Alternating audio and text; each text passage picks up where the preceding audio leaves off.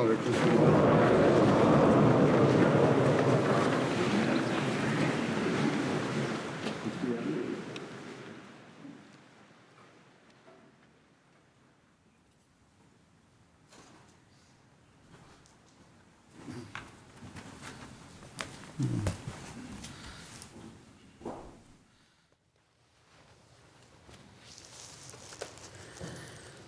الله أكبر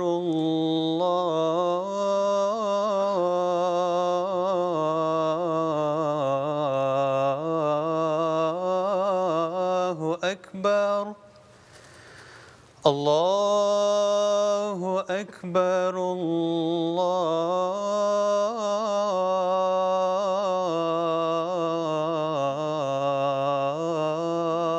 الله أكبر أشهد أن لا إله إلا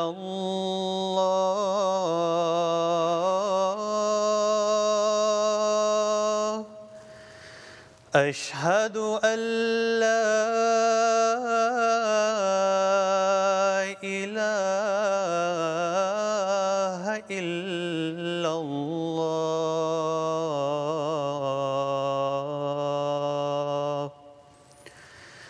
أشهد أن محمدًا رسول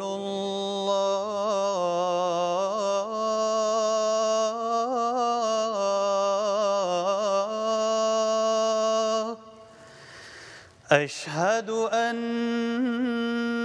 محمدًا رسول الله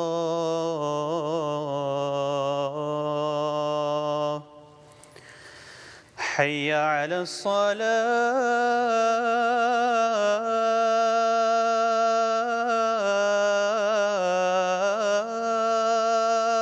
الصلاة حي على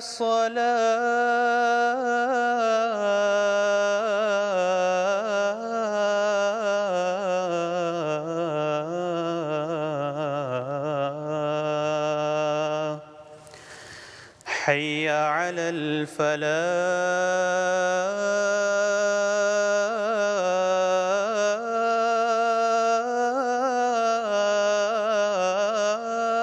الفلاح حي على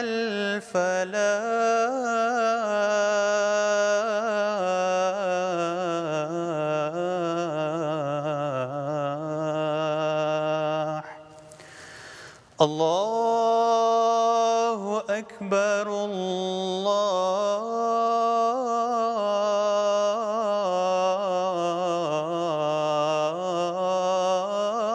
الله أكبر لا إله إلا الله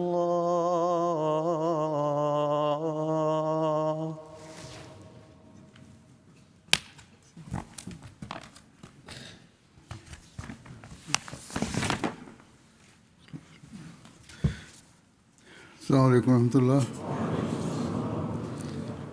أشهد أن لا إله إلا الله وحده لا شريك له وأشهد أن محمدًا عبده ورسوله أما بعد فأعوذ بالله من الشيطان الرجيم بسم الله الرحمن الرحيم الحمد لله رب العالمين الرحمن الرحيم مالك يوم الدين إياك نعبد وإياك نستعين اهدنا الصراط المستقيم صراط الذين أنعمت عليهم غير المغضوب عليهم ولا الضالين.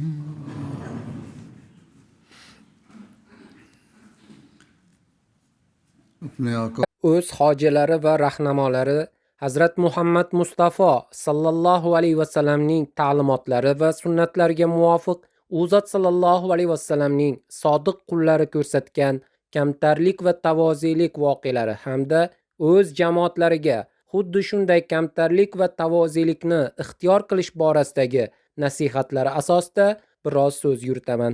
U zotdagi kamtarlikning oliy mezoniga qarab Alloh taoloning o'zi u zotga vahiy orqali buning tasdig'ini ato etdi. 1907-yil 18-martda u zotga sening kamtarona yo'llaring unga yoqdi degan vahiy keldi. Hazrat Aqdas Masihi Maud alayhissalom bir joyda shunday marhamat qiladilar. Ushbu ojizga ayon qilindiki, bu hokisor o'z faqirligi, kamtarligi, tavakkuli va fidokorligi, shuningdek alomatlari va nurlari jihatidan Masihning birinchi hayotidagi namunasidir. Bu ojizning fitrati bilan Masihning fitrati bir-biriga g'oyatda voqe bo'lgan. Go'yo bir javharning ikki bo'lagi yoki bir daraxtning ikki mevasi kabidir. Bu uyg'unlik shu darajadaki, kashf nazarida ular o'rtasida juda nozik bir farq bor xolos. Shuningdek, zohiriy jihatdan ham bir o'xshashlik mavjuddir. U ham bo'lsa, Masih komil va ulug'vor bir payg'ambar, ya'ni Musoning tobe va din xodimi edi hamda uning Injili Tavrotning bir shoxchasi edi.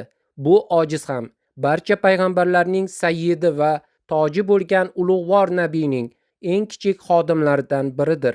Bir safar bir kishi Hazrat Aqdasning huzurlarida Huzur Haqiqatul Vahiy, ya'ni u zotning umrlari oxirida yozilgan kitobini yozishda va uning qo'lyozmalarini qayta-qayta o'qishda juda katta mehnat qildingiz. Shu sababli huzurning sog'liqlari ham tez-tez xastalanib qolmoqdasiz. Endi bir necha kun mutlaqo dam olib, o'qish yozish ishlarini tark qilsangiz deb iltimos qildi. Hazrat sohib shunday javob berdilar: bizning qilgan mehnatimiz ham gapmi?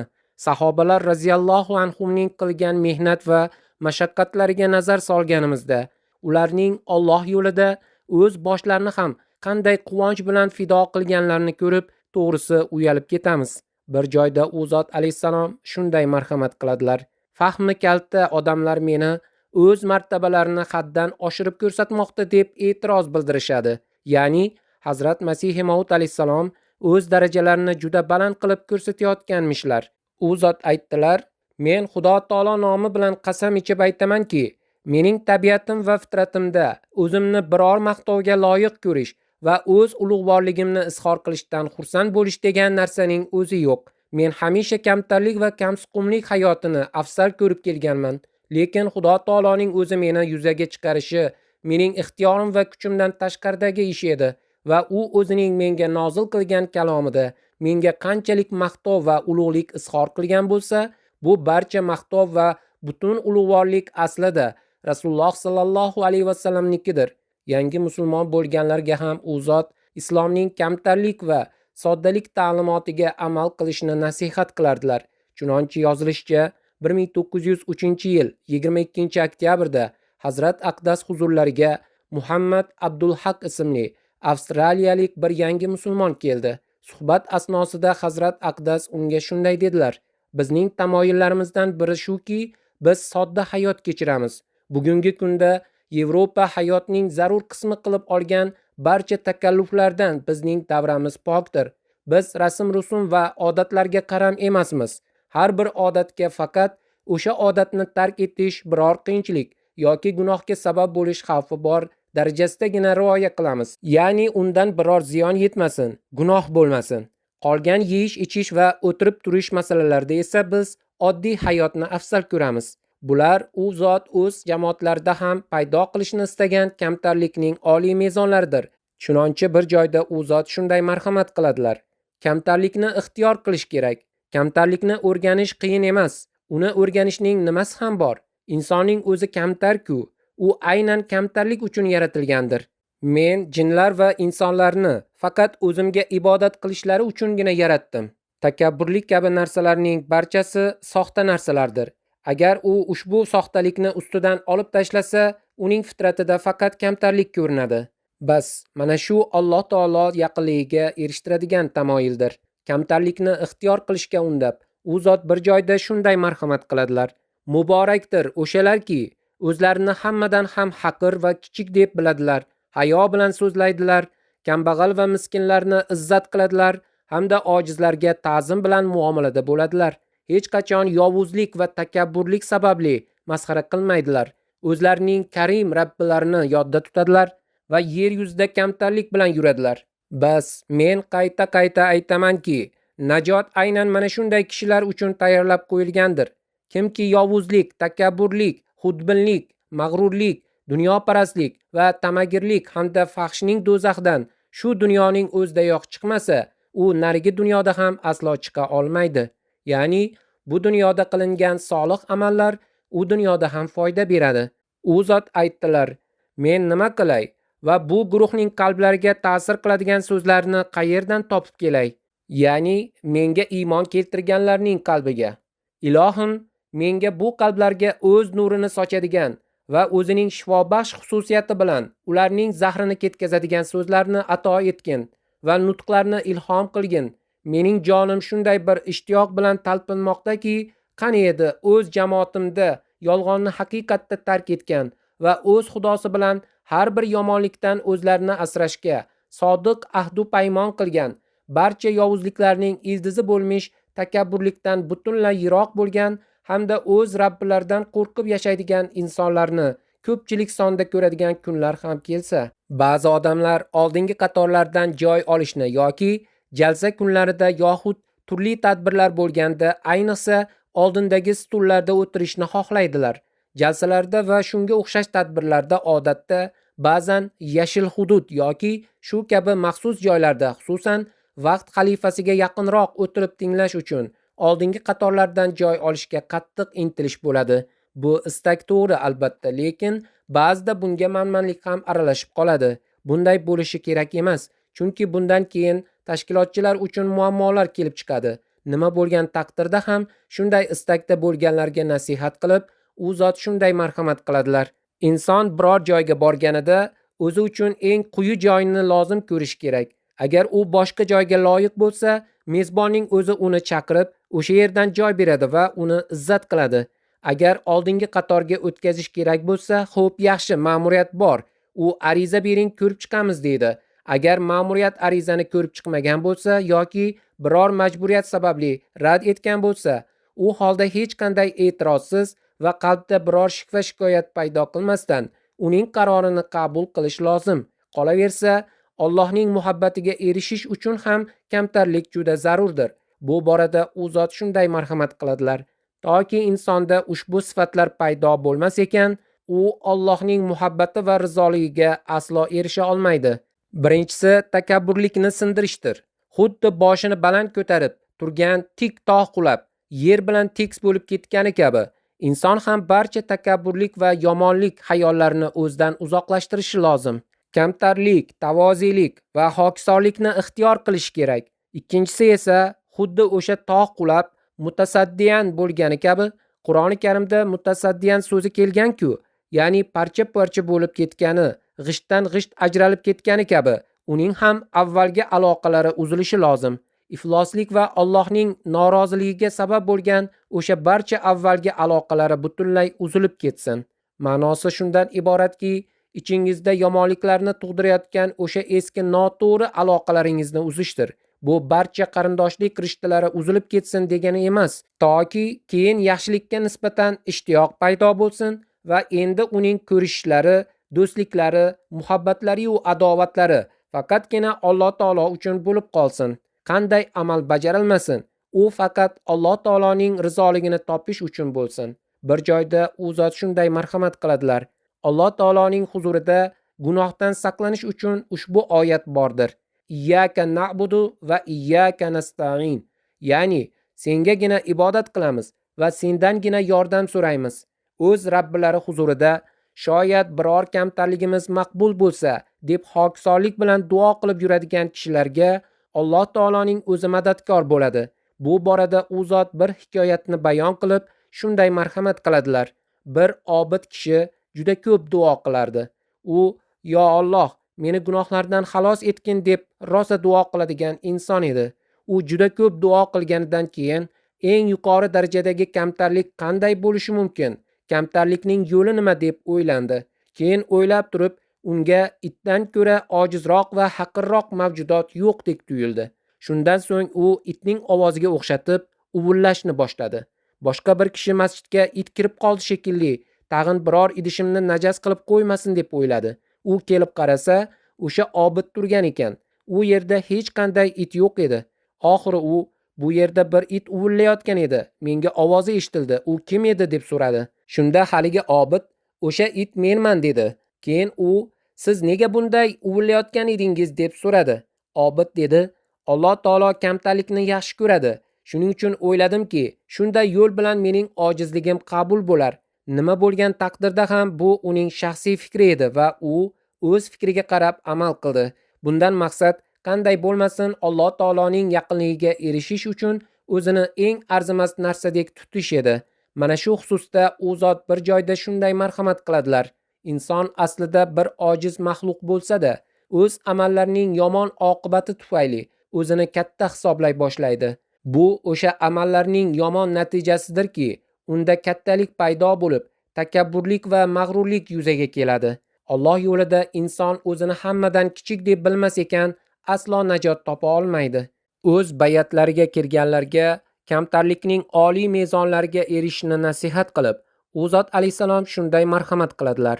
Bayat so'zining asl ma'nosi o'zini sotish demakdir.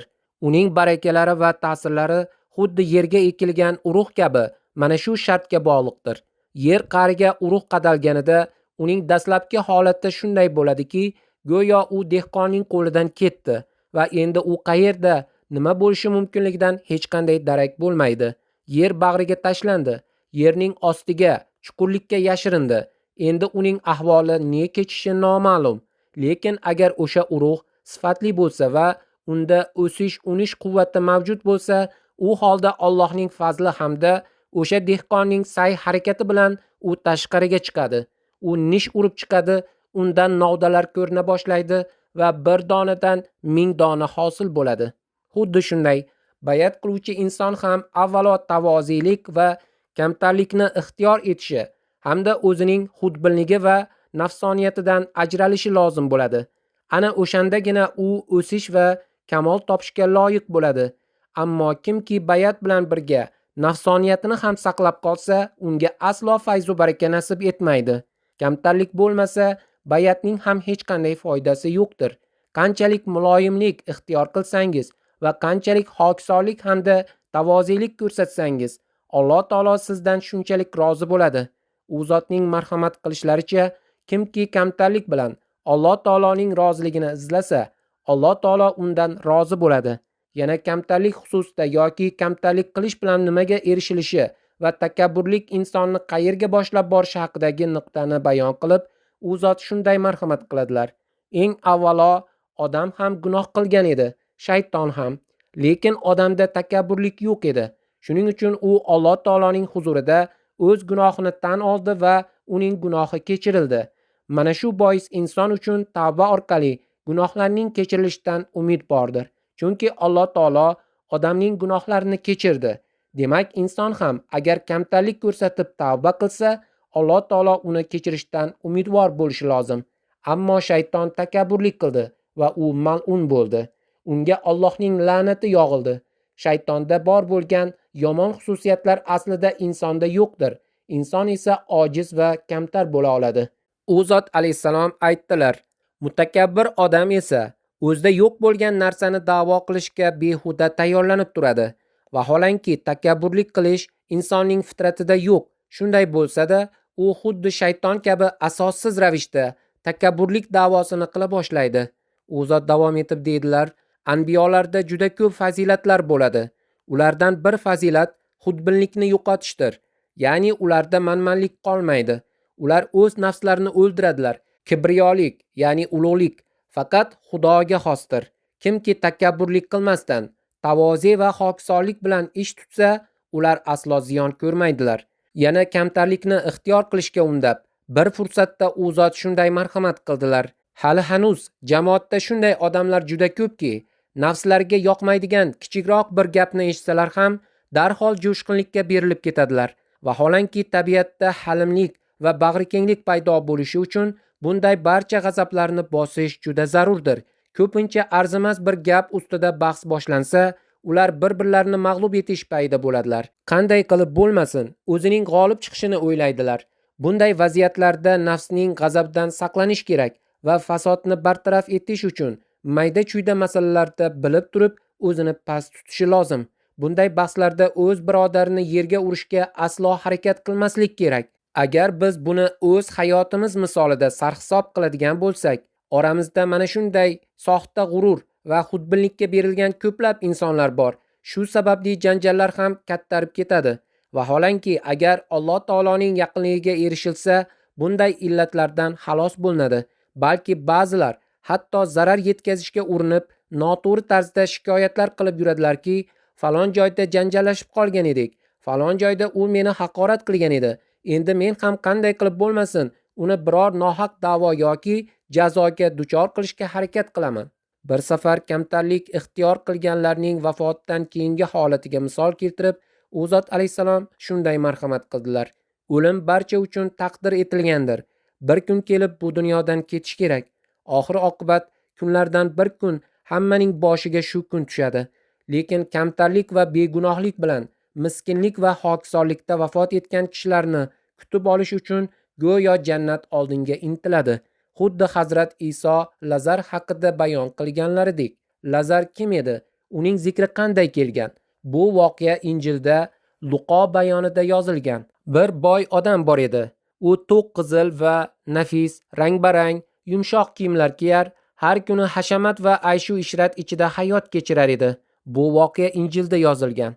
Lazar ismli bir kambag'al esa badanini yara va chipqonlar bosgan, teri kasalligiga chalingan holda o'sha boyning darvozasi oldiga tashlab qo'yilgan edi. U o'sha badavlat kishining darvozasi oldida yotardi. Uning orzusi boyning dasturxonidan to'kilgan ushoqlar bilan qornini to'ydirish edi. Ya'ni o'sha yerdan ortib qolgan taomlarni tashqariga tashlashsa, men ham yeb olardim deb umid qilardi. Hatto itlar ham kelib uning yaralarini yalardi. Bechora shu qadar holdan toygan ediki, kelgan itlarni ham hayday olmasdi. Ular ham kelib uning jarohatlarini yalardi. Injilda yozilishicha, nihoyat o'sha kambag'al vafot etdi va farishtalar uni ko'tarib Ibrohimning bag'riga yetkazdilar. So'ng o'sha boy ham vafot etdi va dafn qilindi. U arvohlar olamida azobga duchor bo'ldi. Injilda aytilishicha, u arvohlar olamida azob ichida qolib, ko'zlarini yuqoriga tikdi va uzoqdan Ibrohimni hamda uning bag'rida Lazarni ko'rdi. U qichqirib dedi: "Ey Ibrohim ota, menga rahm qilgin, Lazarni yuborgin. U barmog'ining uchini suvga botirib tilimni ho'llab qo'ysin. Lazarni yuborgin. Meni ham bu azobdan qutqar. Hech bo'lmasa barmog'ini ho'llab suvni tilimga tekkisin, chunki men bu olov ichida qiynalyapman." Ibrohim esa unga: "Ey o'g'lim, yodga olgin, sen o'z hayotingda shirin hayot kechirib bo'lding. Lazarga esa faqat yomon narsalar ro'baro bo'ldi. U dunyoda hech vaqot topmadi, ammo endi u bu yerda taskin topmoqda. Sen esa azob chekayotibsan" dedi. U zot alayhisalom aytadilar: "Demak, takabburlik qiluvchilarning oqibati mana shunday bo'ladi. Inson toki bir kambag'al va chorasiz kampir bilan xuddi oliy nasabli, ulug' martabali insonga ko'rsatadigan yoki ko'rsatish lozim bo'lgan go'zal xulq bilan muomala qilmas ekan, hamda o'zini har qanday g'urur, mag'rurlik va takabburlikdan asramas ekan, u aslo va aslo Xudo taoloning podshohligiga kira olmaydi." Keyin u zot marhamat qiladilar: "Mutakabbir kimsa Xudoning taxtiga o'tirmoqni istaydi. Bas ushbu jirkanch xislatdan hamisha panoh tilanglar. Hatto Xudo taoloning barcha va'dalari siz bilan birga bo'lsa ham, baribir hokisorlik qilinglar. Chunki ba'zi va'dalarga qaramay kamtarlik ko'rsatish lozim. Zero faqat hokisorlik qiluvchi insongina Xudo taoloning suyuklisi bo'ladi." Xullas, tavozi va kamtarlik xususida u zot bir voqeani bayon qilib shunday marhamat qiladilar: "Tavozi va kamtarlik go'zal bir narsadir. Kimki muhtoj bo'la turib takabburlik qilsa, u aslo maqsadiga erisha olmaydi. U inson kamtarlikni ixtiyor qilishi lozim."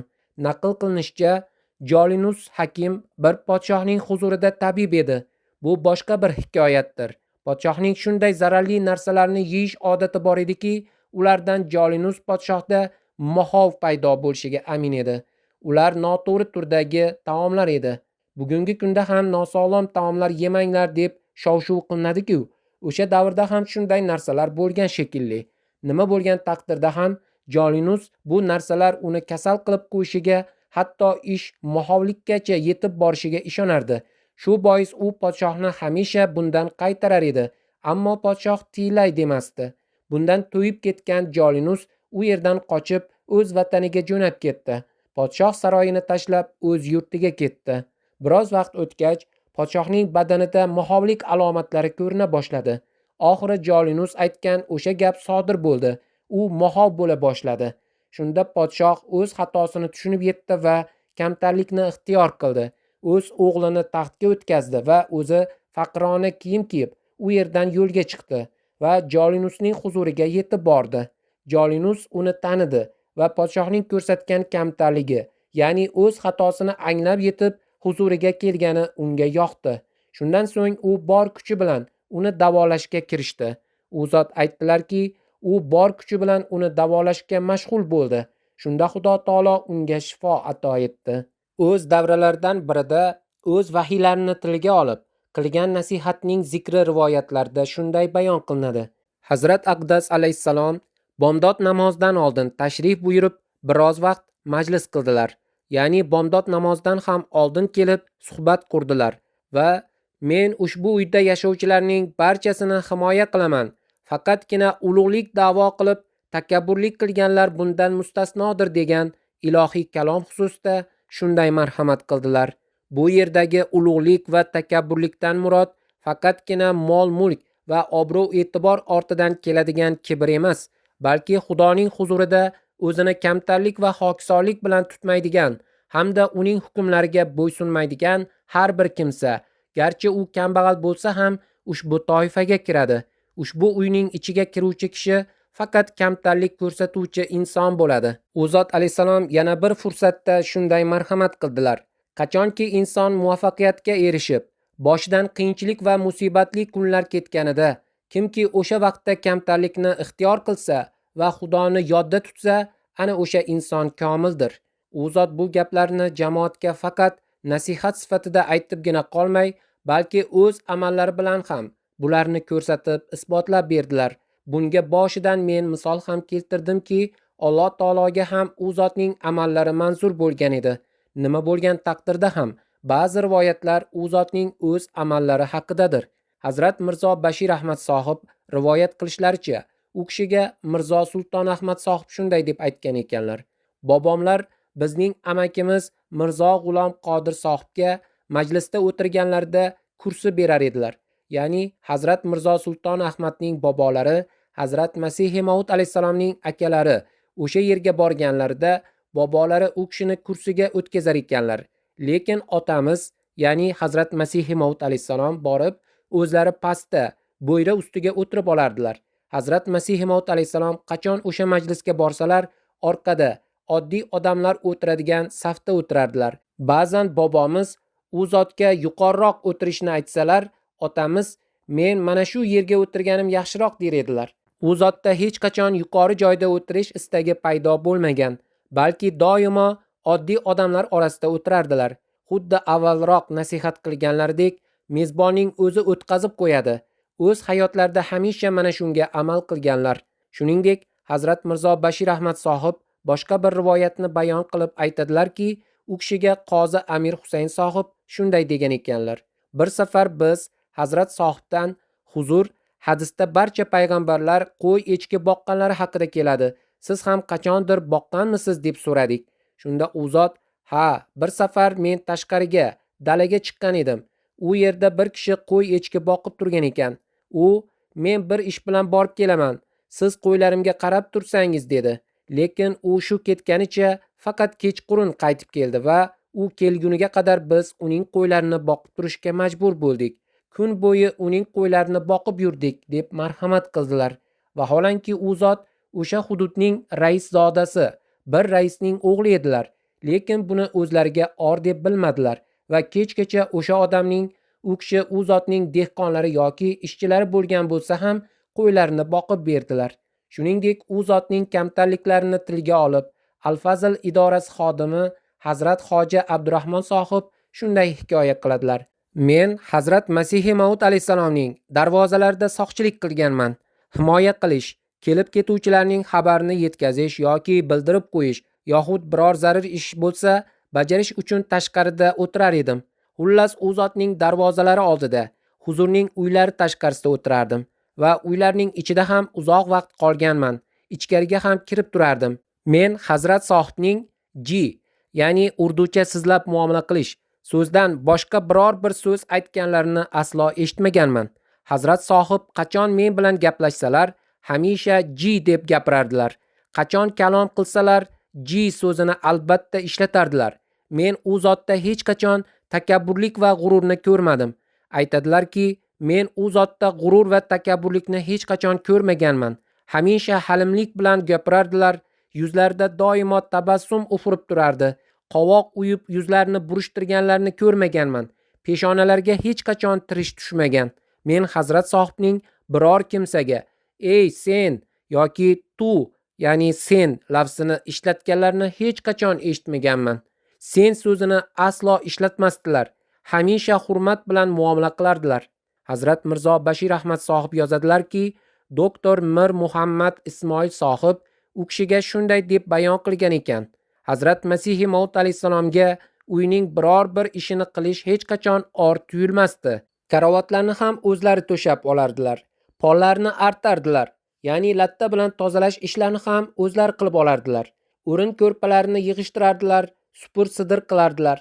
Ba'zan to'satdan yomg'ir yog'ib qolsa, yosh bolalar karavotlarda uxlab yotganlarida huzur bir tomondan o'zlari ularning karavotlarini ushlardilar. Ikkinchi tomondan esa boshqa bir kishi ushlab ichkariga ayvonga kiritib olishardi. Bugungi kunda konditsioner va ventilyatorlar bor. U zamonlarda bular yo'q edi. Shu sababli yoz faslida odamlar tashqarida, hovlida uxlashardi va tunda dovul yoki yomg'ir kelib qolsa, karavotlarni ko'tarib ichkariga, ayvonga olib o'tishga to'g'ri kelardi. Shunday vaziyatlarda u zot bolalarning karavotlarini ko'tarishda ko'maklashardilar. Agar biror kimsa bunday paytda yoki sahar vaqtida bolalarini silkitib uyg'otmoqchi bo'lsa, huzur bundan qaytarar va bunday to'satdan silkitish va baqirishdan bola qo'rqib ketadi. Sekin ovoz berib uyg'otinglar deb marhamat qilardilar. Yana Hazrat Mirzo Bashir Ahmad sohib bir rivoyatni bayon qilib aytadilarki, u kishiga Mirzo Sulton Ahmad sohib so'zlab bergan ekanlar. U kishi ham bu rivoyatni Mavlaviy Rahim Baxsh sohibdan eshitgan ekanlar. U kishining otalari, ya'ni Hazrat Masih Maud alayhisalom tashqaridagi ikkinchi qavatdagi xonada turar edilar. U zot uchun taom o'sha yerga olib borilardi. Uyning tashqari qismidagi o'sha yuqori xonada yashardilar va taom ham o'sha yerga chiqarilardi. Hazrat Mirzo Sulton Ahmad sohib Hazrat Masih Maud alayhisalom haqida aytadilar: Otamiz tashqaridagi uyning ikkinchi qavatdagi xonasida istiqomat qilardilar. O'sha yerda yashardilar va o'sha yerga u kishi uchun taom yuborilardi. Bayon qilinishicha, Hazrat Masih Maud alayhisalom ro'za tutgan o'sha davrlarda ham taom borar edi, lekin u zot ularni kambag'allarga tarqatib yuborardilar. Xullas, aytishlaricha, taom o'sha yerga olib borilardi va qanday turdagi taom bo'lishidan qat'iy nazar Hazrat Masih Maud alayhisalom uni tanovul qilardilar. Hech qachon biror so'z aytmasdilar. Jamoat tarixida bir voqea juda mashhurdir. Bu u zotning da'volaridan oldin sodir bo'lgan edi. Mavlaviy Muhammad Husayn Batalaviy sohib Dehlidan yangigina mavlaviy va olim bo'lib Batalaga qaytib kelganida butun hududda u kishining dovrug'i ketdi.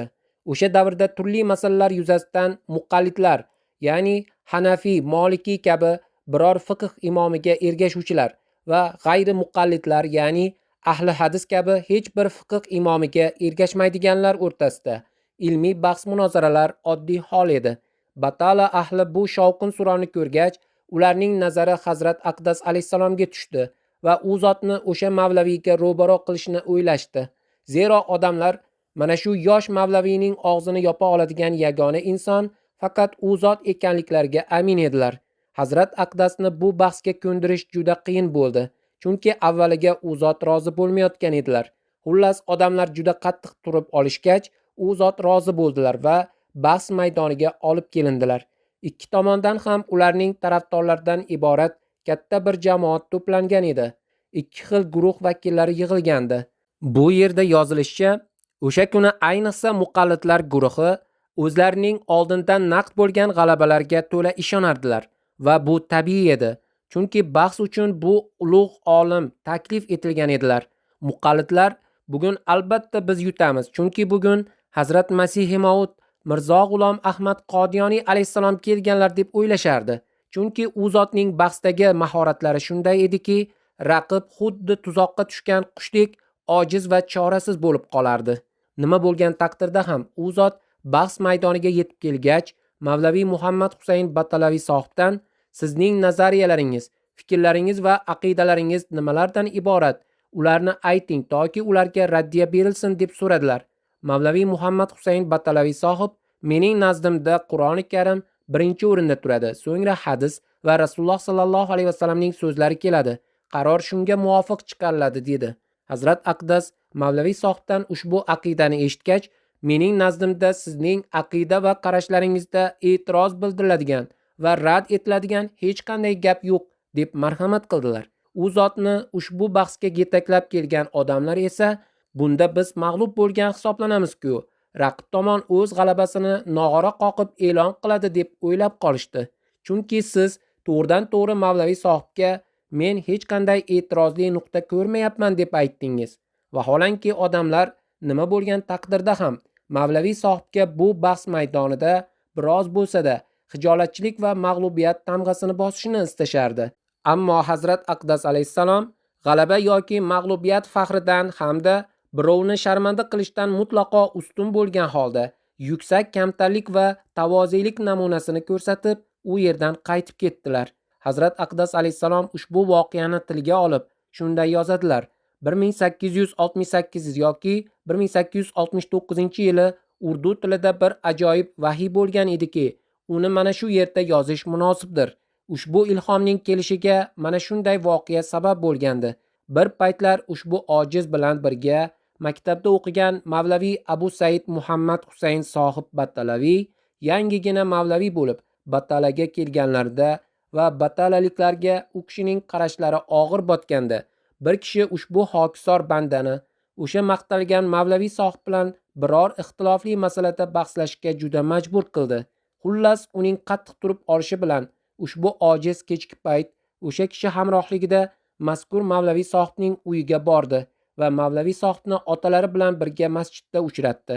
Qisqasi ushbu ojiz banda o'sha vaqtda mazkur Mavlaviy sohibning ma'ruzasini tinglab shuni anglab yetdiki, u kishining nutqida e'tiroz bildirishga loyiq hech qanday noto'g'ri gap yo'q edi. Shu sababli xolis Alloh uchun bahs qilish tark etildi. Kechasi Alloh taolo o'z ilhomi va xitobida mana shu bahsni tark etishga ishora qilib, sening Xudoying sening ushbu amalingdan rozi bo'ldi va u senga shu qadar ko'p baraka beradiki, hatto podshohlar sening kiyimlaringdan baraka izlaydilar deb marhamat qildi. So'ngra kashf olamida otlarga mingan o'sha podshohlar ko'rsatildi. Bu inkorsorlik va tavozelik xolis Alloh va uning rasuli uchun ixtiyor qilingani bois ushbu muhsini mutlaq, ya'ni mukofotlovchi zot bu amalni ajrsiz qoldirishni istamadi. Hazrat Shayx Yoqub Ali sohib Irfoniy ushbu voqeani o'zlarining Hayoti Ahmad nomli asarlarida bayon qilib, unga bir izoh ham yozganlar. U kishi shunday yozadilar: odamlar bahs munozaralarning odatiy tarzi va munozara qiluvchilarning holatidan juda yaxshi xabardorlar. Bahslashuvchilarning ahvolidan voqifdirlarki, ular uchun o'z raqibi yoki ro'parasidagi inson aytgan gap agar haq bo'lsa ham uni qabul qilish va omma qarshisida tan olish juda ham mushkuldir. Men ulamolarni kamsitmayman, biroq ulamolar uchun jon berish osonroq, ammo o'z xatolarini tan olishni-ku qo'ya turaylik. Ro'paradagi ikkinchi tomonning to'g'ri va asosli gapini qabul qilish odati ham qolmagan. Bugungi kunda ham ahvol xuddi shunday. Lekin Hazrat Masih Maud alayhissalomning holatlari sof ixlos va Allohning rizoligi bo'yog'iga butunlay bo'yalgan edi. Bundan shu ham ma'lum bo'ladiki, u zot tabiatan musulmonlar o'rtasida ichki nizolar bo'lishini va u yerda masalalardagi ixtiloflar sababli haqgo'ylik hamda haqni izlashni tark etishlarini aslo yoqtirmasdilar. Qolaversa, bu nechog'lik jasorat va dovyuraklikdirki, u zot qaysi inson bilan munozara qilmoqchi bo'lsalar, to'g'ri uning uyiga boradilar. Tabiatlarida uning ilmi yoki ta'siridan hech qanday to'siq va hadiksirash yo'q. Biroq uning tilidan haq gapni eshitishlari bilan odamlar nima deydi degan xayolga zarracha parvo qilinmaydi. Odamlar buni bahsdan qochish deb ataydilarmi yoki ikkinchi tomonning haybatiga dosh berolmaslik deb ta'riflaydilarmi, baribir edi. Gap haq bo'lgani uchun uni qabul qildilar. U zot odamlarning nima deyishiga hech qanday e'tibor bermadilar va uning to'g'riligini o'z iqrorlari bilan muhrladilar. Bu shunday bir amaldirki, buning misoli payg'ambarlar alayhissalom va ularning xolis ergashuvchilari hayotidan boshqa hech qayerda uchramaydi. Dindagi ixlos va o'z nafsu havosini yanchib tashlashdik kuchli tuyg'u faqatgina Xudo taoloning fazli bilangina nasib etishi mumkin. So'ngra bu amalning qabul bo'lish alomatlari o'sha zahotda namoyon bo'ldi va Alloh taolo o'z ilhomi, ya'ni vahiysi orqali xushxabar berib, go'yo raziyallohu anhu, ya'ni Alloh undan rozi bo'ldi degan sertifikatni ato etdi. Inson dunyoda o'zining maqbulligi oshishini va odamlar unga yuzlanishini istaydi. Alloh taolo ushbu amalning mevasi o'laroq podshohlar sening kiyimlaringdan baraka izlaydilar deb bildirdi. Bu shunday bir davr ediki, hali Brahina Ahmadiya asarini tasnif etish va tartib berish haqidagi xayol ham tug'ilmagan edi. Da'vo qilish u yoqda tursin, dunyodan deyarli uzilgan holda hayot kechirayotgan edilar. Xizmat qilish tizimini ham tark etgan edilar. Kelgusida kun kechirish xayollari u zotning dil dimoqlariga ta'sir qilmagan bo'lsa-da, uydagilar bu odam nima qilar ekan deb albatta qayg'urishardi. Huzurlarda hech vaqo yo'q bo'lgan bir vaqtda podshohlar baraka izlaydilar degan ilhom keladi. U zotning muhtaram otalari ham o'sha vaqtda hali hayot edilar. Xullas, hayotning shunday bir bosqichida edilarki, u yerda dunyoparast inson uchun juda katta umidlar bo'ladi va bu yoshning shunday bir davridirki, unda har qanday xayollar, g'urur va o'z-o'zini ko'rsatish tuyg'ulari to'liq jo'sh urib avjiga chiqqan bo'ladi. Inson o'z gapida turib olish va qaysarlik qilishga moyil bo'ladi. Mana shunday barcha sharoitlarda Hazrat Mirzo sohib bir mashhur mavlaviy bilan bahslash uchun boradilar va uning nutqini tinglab, uni to'g'ri deb topgach, uni tasdiqlaydilar. Na odamlar nima deydi degan xayol keladi va na ushbu shaxsga nisbatan ba'zi aqidalari tufayli umumiy qarshilik bo'layotgani va men o'z bayonim bilan uni qo'llab-quvvatlamoqdaman degan xavotirga o'rin beriladi.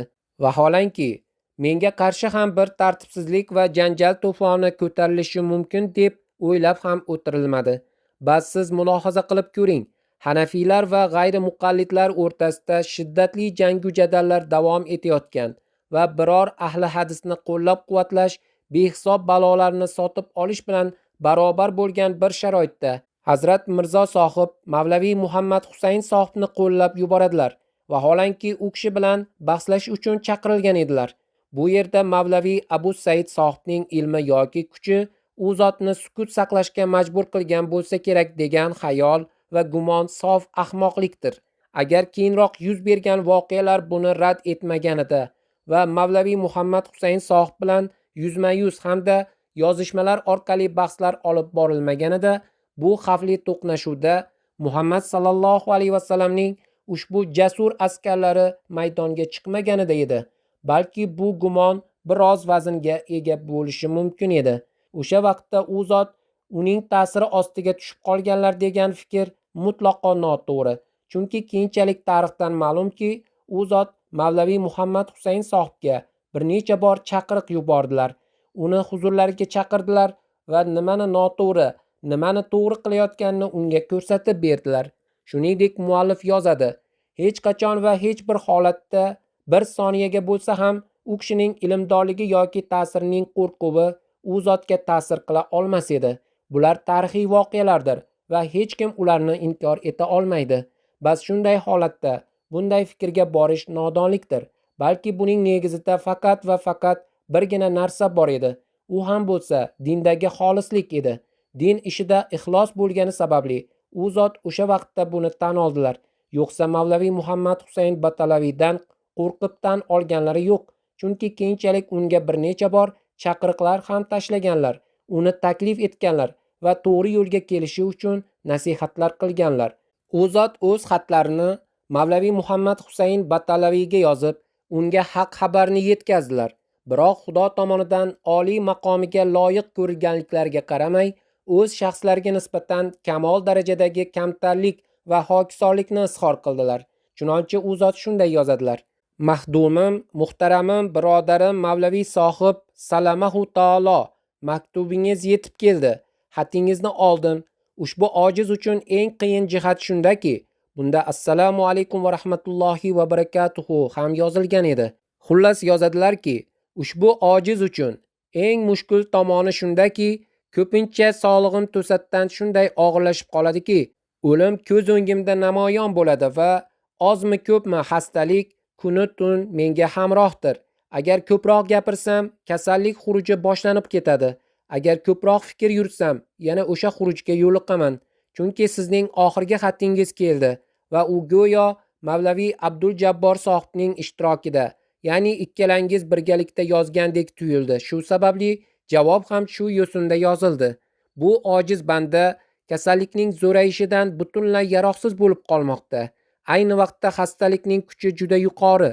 Menda og'zaki yoki yozma bahs munozaralarni boshlashga quvvat qayerda deysiz?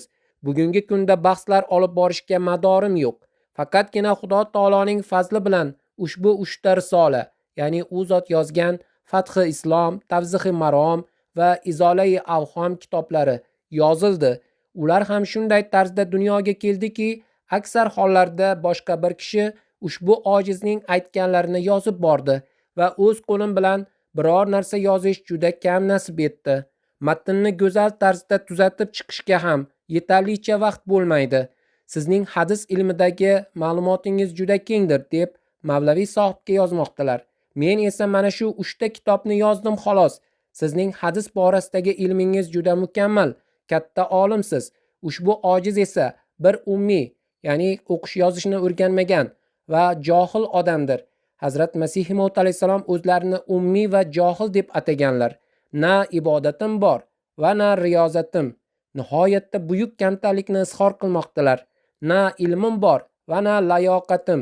Xullas hech narsa emasman. Biroq bu Xudo taolo tomonidan bo'lgan bir buyruq edi va u qat'iy hamda yaqqol haqiqat edi. Ushbu ojiz banda uni yetkazib qo'ydi. Unga ishonish yoki ishonmaslik esa har kimning o'z fikri va fahm idrokiga bog'liqdir. U zot yuksak hokisorlik bilan unga mana shunday tarzda da'vat ham qildilar. Hazrat Munshi Ahmad Jon sohib nomiga Huzur alayhisalomning bir xatlari chop etilgan bo'lib, unda ham u zotning kamtarlik va hokisorliklari tilga olingan. U zot shunday yozadilar: Muhtaram zotning maktubi yetib keldi.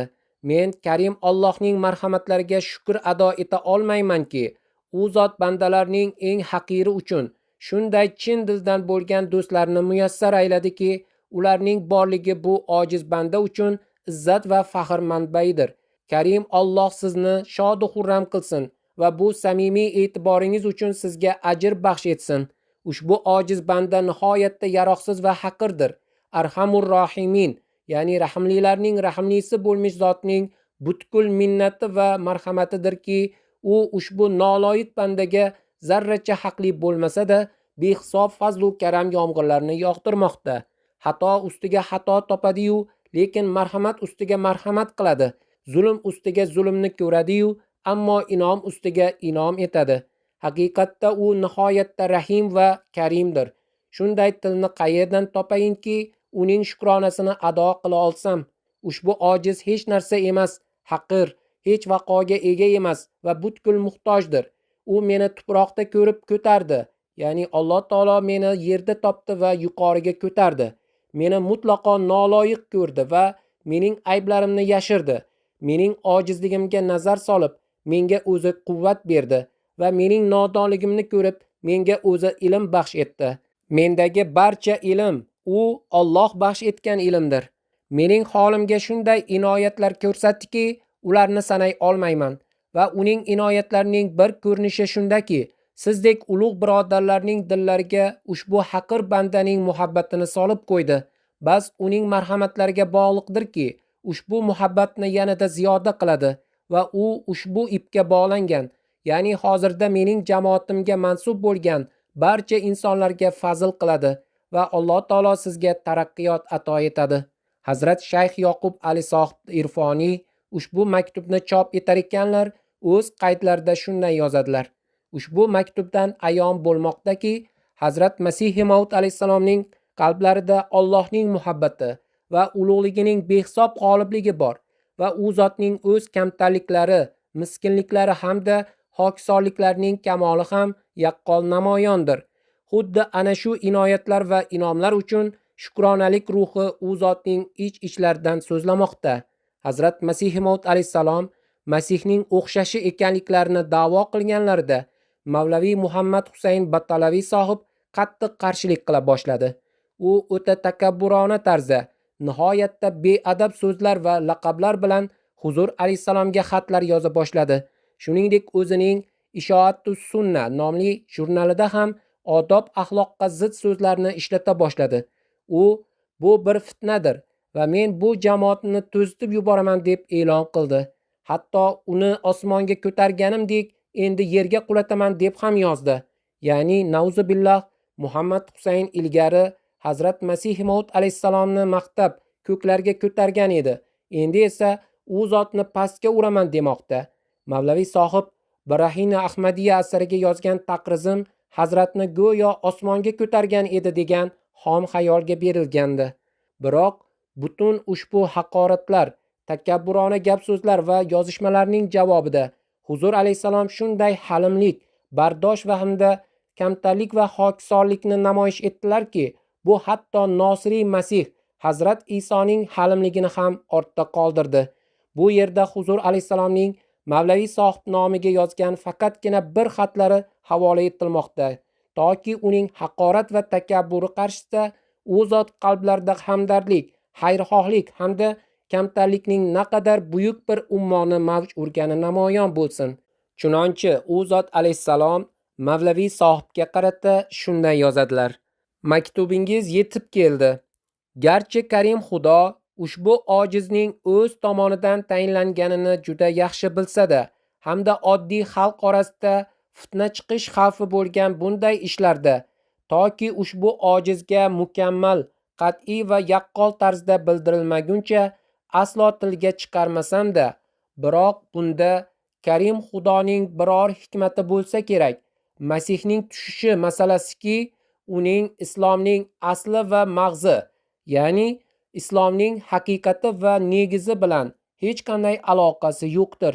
Buning asl haqiqati bir musulmonga ochib berilgan ekan, birodarlik yuzasidan unga nisbatan yaxshi gumon qilish lozim.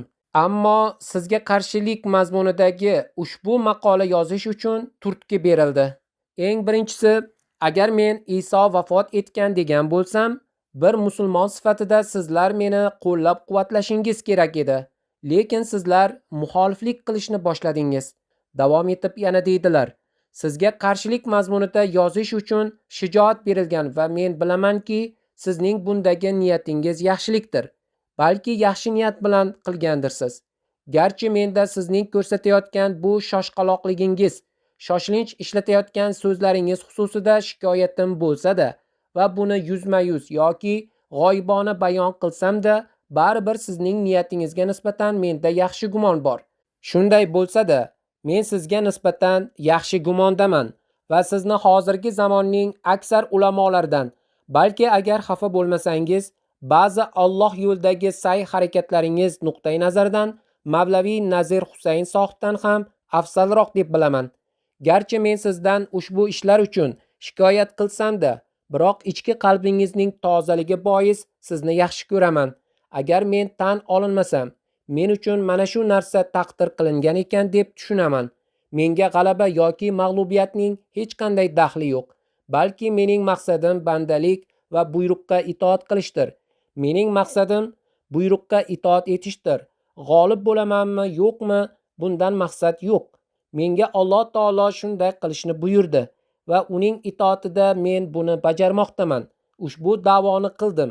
Men bilamanki bu muxoliflikda niyatingiz yaxshi bo'lsa kerak, biroq mening nazdimda siz avval men bilan suhbatlashib va mening kitoblarimni, ya'ni 3 risola, Fathi Islom, Tavzihi Marom va Izolai Avhomni ko'rib chiqib, keyin biror narsa yozsangiz yaxshiroq bo'lardi.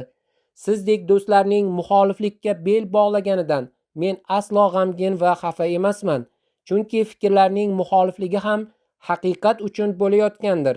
Siz balki haq uchun kurashayotgandirsiz, lekin avval mening kitoblarimni o'qib chiqing. Endi menda siz bilan uchrashish uchun yetarlicha salomatlik bor. Agar siz kela olsangiz, mening sog'lig'im joyida, uchrashuv uchun bora olaman.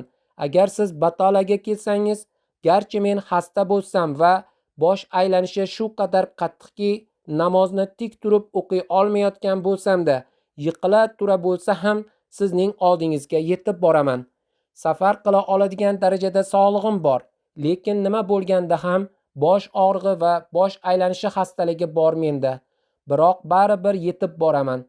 So'ngra Hazrat Masih Maud alayhisalom Mavlaviy Muhammad Husayn Batalaviy sohib nomiga yozgan boshqa bir maktublarda shunday yozadilar: Agar xafa bo'lmasangiz, ushbu ojizning fikricha birodarim Mavlaviy Hakim Nuruddin sohibga qarshi yozgan yozishmangizda biroz qattiqqo'llik bor edi.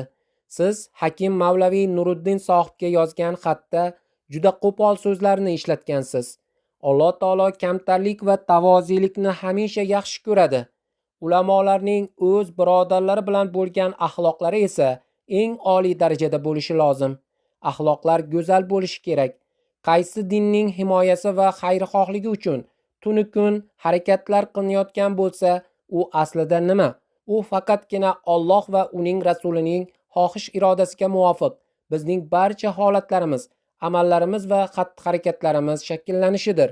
Mening fikrimcha, axloqning barcha qirralari ichidan Alloh taolo tavozilik, xokisorlik, kamtarlik va kibr havoga zid bo'lgan har bir ojizlikni yaxshi ko'rganidek, axloqning boshqa hech bir tarmog'ini unchalik xush ko'rmaydi. Mening yodimda bir safar o'ta dinsiz bir hindu bilan ushbu ojizning suhbati bo'lib o'tdi va u pok dinni tahqirlash uchun haddan tashqari og'ir so'zlarni ishlatdi.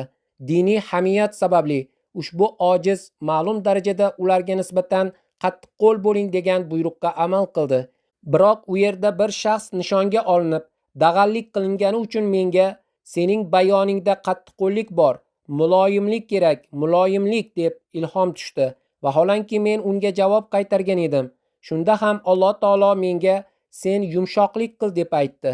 Agar biz insof bilan qarasak, biz o'zi kimmiz va bizning ilmimiz nima? Agar dengizga bir qush tumshug'ini suqsa, undan nima ham kamayardi? Agar qush dengizdagi suvdan ichsa, tumshug'ini suqsa, undan nima kamayadi? Biz uchun ham xuddi haqiqatda xokisor bo'lganimizdek tuproq bo'lib qolishimiz yaxshiroqdir. Modomiki Mavloyimiz bizdan takabburlik va manmanlikni yoqtirmas ekan, nega biz unday qilaylik? Biz uchun uning g'azabiga duchor qiladigan bunday izzatdan ko'ra izzatsizlik yaxshiroqdir. Alloh taoloni norozi qilishdan ko'ra bizning obro'yimiz to'kilib turishi afzaldir. Demak, u zotning har bir so'zlari va amallari kamtarlik izhori bilan yo'g'rilgan edi. U zotda faqat birgina izlanish, faqat Xudo taoloning rizoligiga erishish, uning xabarini dunyoga yetkazish va uning yagonaligini qaror toptirish istagi bor edi xolos. U zot bizga ham qayta-qayta kamtarlik va xokisorlikni ixtiyor qilinglar. Sizlar uchun yaxshilik mana shundadir va xuddi shu narsa sizlarni Xudo taologa yaqinlashtiradi deb nasihat qildilar. Alloh taolo bizga ham kamtarlik yo'llarini tutishga tavfiq ato etsin.